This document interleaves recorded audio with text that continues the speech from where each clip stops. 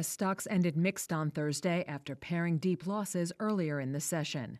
The Dow still ended lower, but only marginally, while the S&P 500 and Nasdaq finished slightly higher. Stocks opened lower amid spiking oil prices after Wednesday night's televised address by President Donald Trump, in which he signaled more aggressive attacks on Iran. But investor sentiment steadied in the afternoon after Iran's foreign ministry said it was drafting a protocol with Oman to manage traffic through the Strait of Hormuz.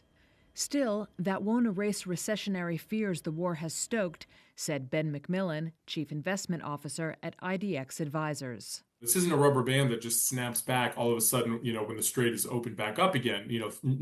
Everything doesn't necessarily go back to normal. Now, oil will hopefully start flowing again, but things like helium production are already, impacted for years out. So that's going to impact, higher fertilizer prices, higher food prices. So the inflationary impacts are very real, and they're already starting to feel sticky. And so again, that's the concern with a lot of Wall Street right now, is that this could open the Pandora's box, so to speak, of inflation that would force the Fed at some point down the road to increase interest rates.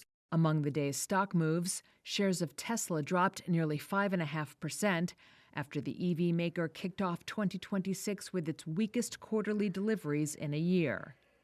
Shares of Globalstar jumped more than 13% after a report said Amazon is in talks to buy the low Earth orbit communications satellite company.